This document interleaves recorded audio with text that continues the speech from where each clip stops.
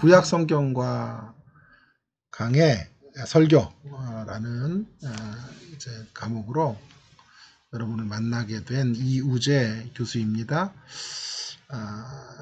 클래스에서 만나지 못하고 코로나19 때문에 인터넷에서 이렇게 여러분을 만나게 되었네요.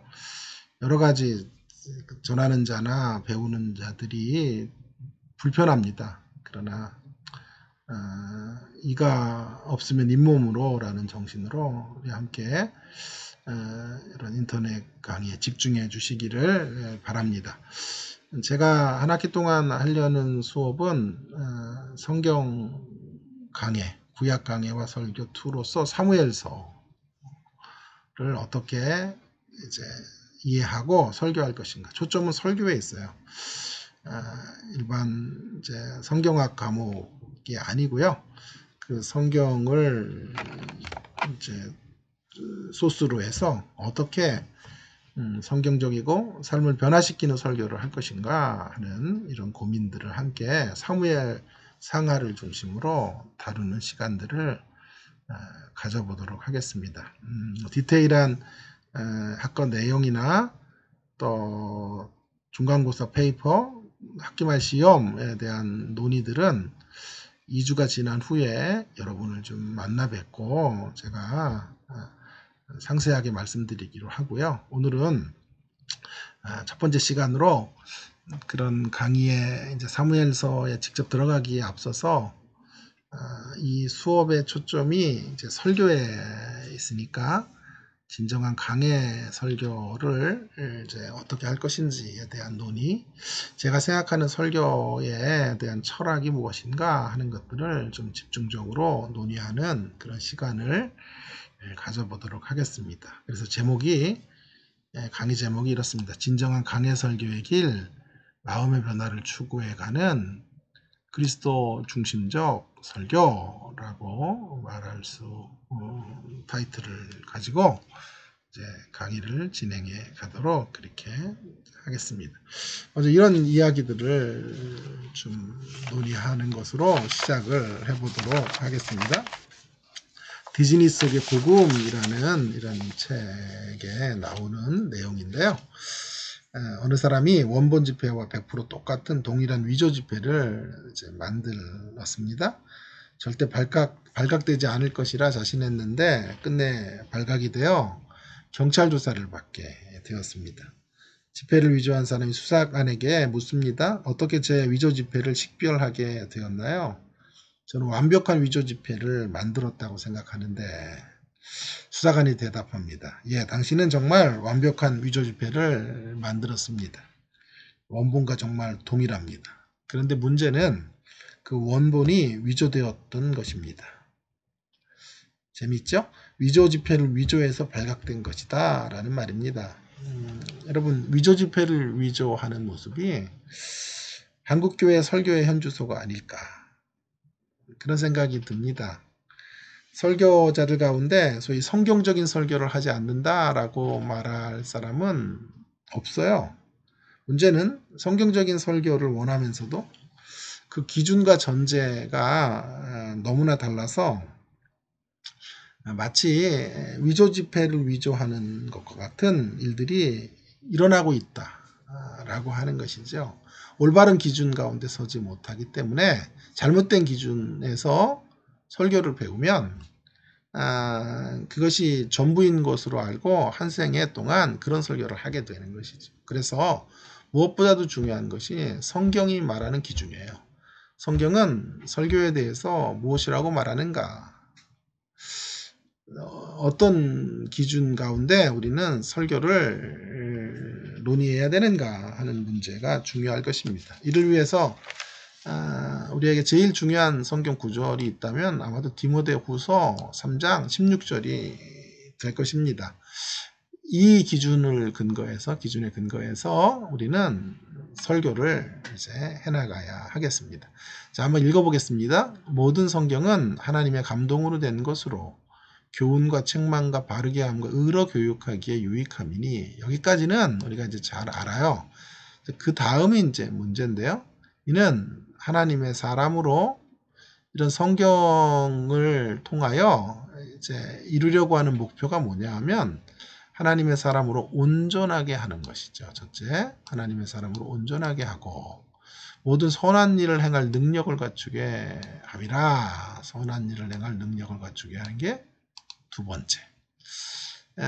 여러분 이것이 이제 성경적 설교의 기준이 되겠는데요. 여기 강조되는 단어를 두 가지로 요약해서 말한다면 이렇게 되겠습니다. 성경이라는 단어. 성경이라는 단어가 1차적으로 제일 중요한 말이고요.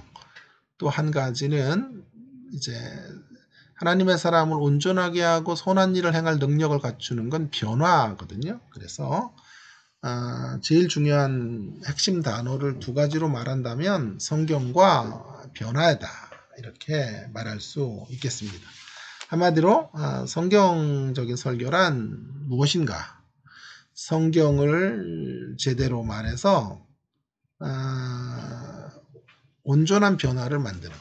성경을 통하여 삶의 변화를 이루는 것이죠. 그래서 성경을 통하여 삶의 변화를 향해서 성경이 어떤 책인가 라고 하는 것을 알아야 되겠죠. 그것을 통해서 성경을 통해서 어디로 가는 것이죠? 한 사람을 성경적 가치에 근거해서 변화시키는데 행동을 넘어서 어디로 가는 거죠?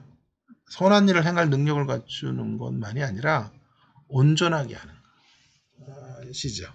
그래서 온전케 하는 자리로 나아가고 나중에 말씀드리겠습니다만 그 온전하게 함을 이제 being이라고 한다면 being이라고 하겠죠. being이라고 한다면 선한 일을 행할 능력을 갖추는 것을 이제 doing이라고 말할 수 있겠어요. doing이라고 말할 수 있겠어요. doing. 그렇게 하나님의 사람이 온전하게 되어지고 선한 일을 행한 사람으로 바뀌어가는 거죠. 자, 문제는 그런 삶의 변화를 위한 핵심은 뭐냐 하면 전 존재가 이제 바뀌는 거죠. 인격에서 마음이 바뀌어요. 그래서 마음의 변화를 이루어다. 마음은 어떻게 바뀝니까? 결심으로 결단으로 되지 않겠죠. 그래서 성령의 조명을 받아야 돼요. 마음이. 그래서 illuminated preaching. 이 세 가지의 논의들을 좀 통해서 성경적 설교들을 이제 좀 생각해 보도록 하겠습니다. 먼저는 성경을 통하여 이제 마음을 변화시키는 어떤 그런 성령의 조명받은 설교를 이루면 되겠죠. 그래서 성경을 통해서 성경은 어떤 책인가 하는 것을 좀 논의해 볼 필요가 있습니다. 성경을 이제 잘 가르쳐야 한다. 성경을 잘 강해야 된다라는 말은 뭐 너무도 원론적인 말이죠. 문제는 어떻게라는 것인데 그러기 위해서 성경이 무엇인지 하는 것에 대한 논의를 좀 해볼 필요가 있겠어요. 성경을 한마디로 말한다면 대안적 세계를 제시하는 책이다. 이렇게 제가 정의를 하고요. 그 대안적 세계의 핵심은 예수 그리스도이다. 라고 하는 것이죠. 그래서 성경적 설교를 한다고 한다면 이 대안적 세계를 통한 예수 그리스도의 가치를 드러내는 것이다. 이 대안적 세계란 무엇입니까? 성경이 말하는 세계는 세상 나라와는 질적으로 다른 그런 가치의 나라를 성경이 담아내고 있다라는 것이죠. 그래서 이 대안적 세계는 영어로 말하면 alternative world, 그런 세상을 이제 우리가 살고 있는 세계 가운데 보여주고 있죠. 성경은요. 그래서 성경은 그런 세계를 드러내고 있기에 대안적 음성, alternative voice다. 이렇게 말할 수 있겠습니다. 근데 그 하나님 대안적 세계의 핵심은 하나님의 나라예요. 하나님의 나라. 그래서 하나님의 나라에 대한 이제 논의를 잠시 해야 될 필요가 있어요. 하나님의 나라는 장소가 아니라 통치라고 할 때 하나님의 나라가 지금 여기에 임하고 있는 거죠. 여기에 임한 미래의 하나님의 나라, 완성될 하나님의 나라의 역사를 핵심적으로 다루고 있어요. 그래서 최근에 이제 가장 많이 우리가 강조되는 신학교 레벨에서 가장 강조되는 것은 바로 성경의 핵심으로 종말론적인 논의로 성경을 읽어가는 것이죠. 종말론적인 삶을 추구해 가는 책이 성경이죠. 성경의 핵심은 종말론이다. 이렇게 말할 수 있겠어요. 여기서 말하는 종말론이란 뭐 시한부 종말론이나 지구 최후의 날에 대한 어떤 예측 이런 것을 말씀하고 있는 것이 아니죠. 이미 임한 하나님의 나라의 가치를 살아낸다는 측면에서 종말론적인 삶이죠. 그러기에 종말론적으로 산다라고 하는 말은 오늘 한날을 그저 열심히 산다라는 말을 일컫는 게 아니에요. 내일 지구의 종말이 온다 그래도 사과나무를 심겠다 뭐 그런 이야기도 아니에요. 종말론적인 삶이란 무엇이냐면 미래의 마지막 날에 완성될 하나님 나라의 생명과 가치와 원리를 지금 여기 가지고 와서 사는 거죠. 종말에 최종적으로 성취될 하나님 나라의 영광과 능력을 그리고 그 원리를 따라서 오늘을 사는 거죠. 그래서 종말론적인 삶의 핵심은 앞당겨서 사는 삶이에요. 앞에 있는 삶을 끌어당겨서 여기 살아가는 거죠. 우리가 사는 세상은 사단이 지배하는 곳이고 세상 가치가 횡행한 곳이지 않습니까? 그런 세상 속에 그저 피동되어져서 휘둘려서 사는 게 아니에요. 그런 세상 속에서 세상의 가치에 이끌려서 살아가고 휘둘려 사는 게 아니라 그런 세상 가운데 들어와 있는 하늘의 가치에 붙들려 사는, 휘둘려서가 아니라 붙들려 살아가는 질적으로 다른 나라의 가치에 따라 살아가는 새로운 윤리적인 삶의 길들을 이루어내는 거지. 그래서 혼자 이루어낼 수 없어요. 마치 다니엘이 여러분 어떻습니까?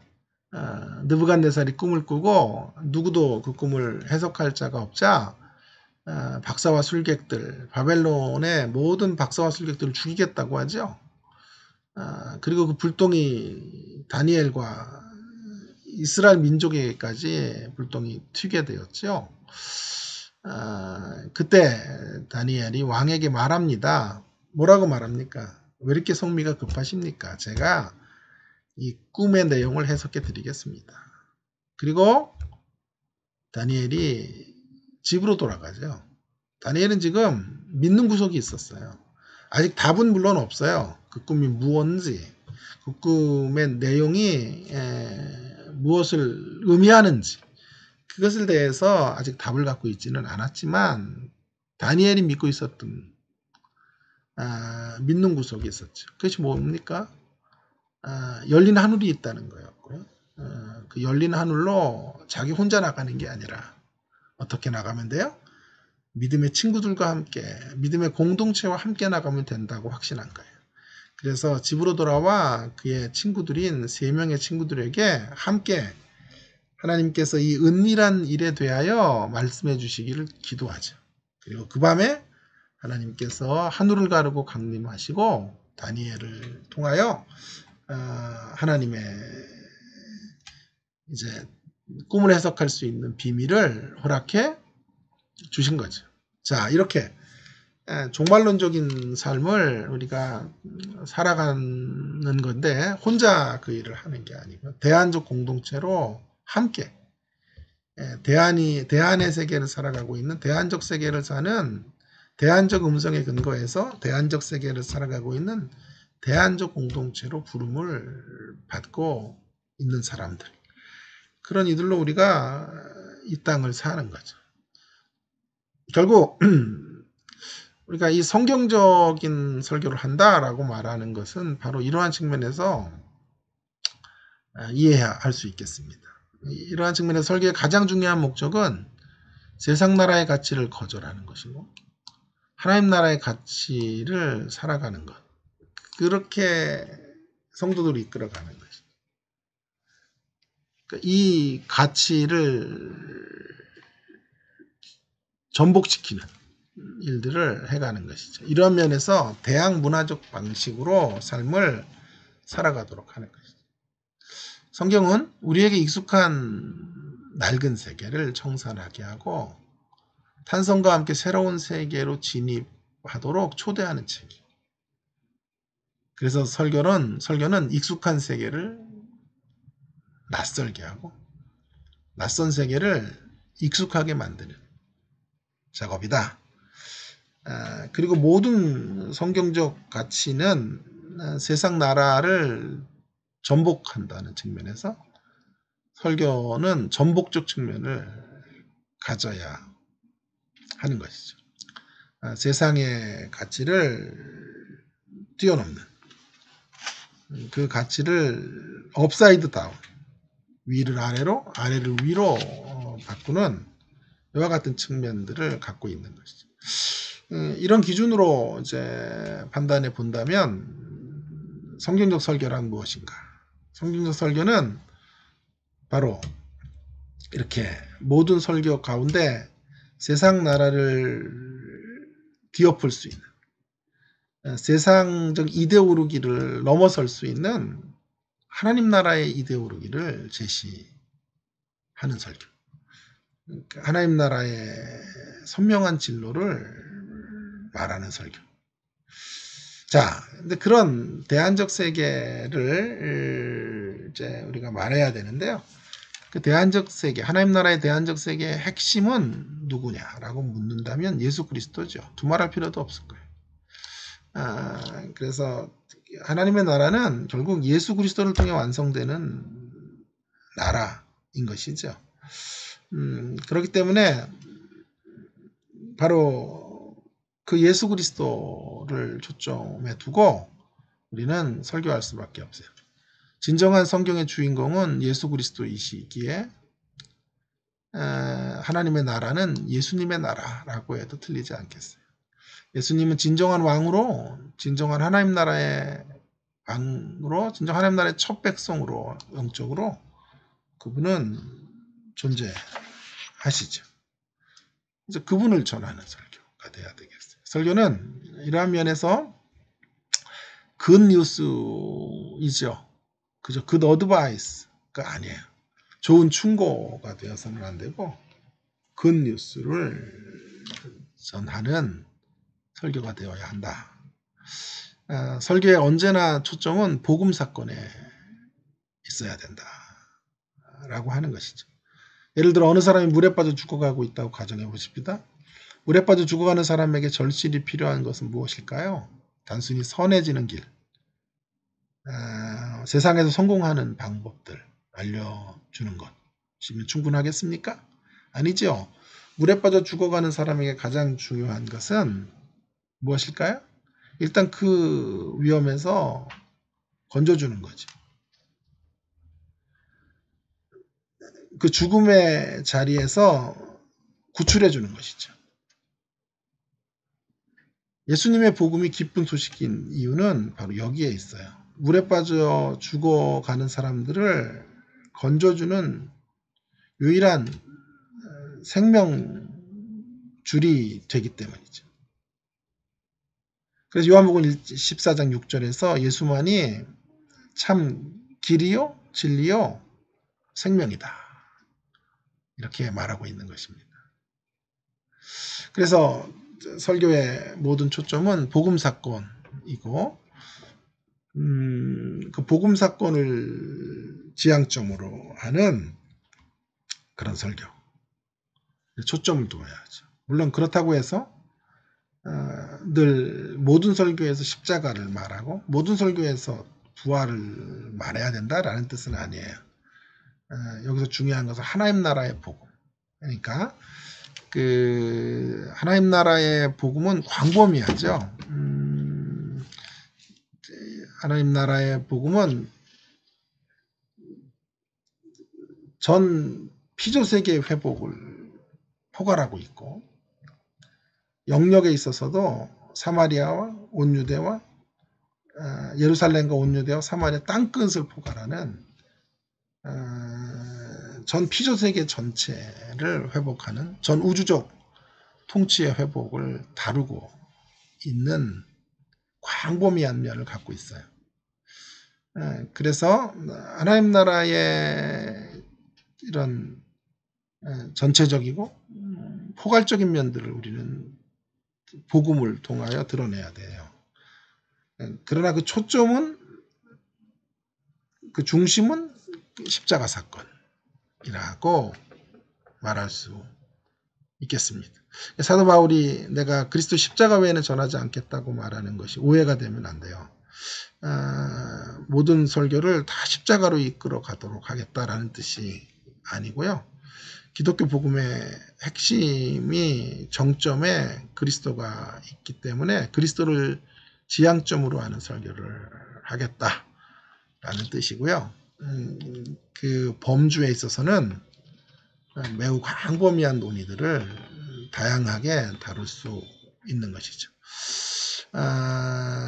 뿐만 아니라 그런 의미에서 이제 모든 설교는 그리스도를 증명하는 구속사적 설교, 그리스도 중심적 설교를 해야만 합니다.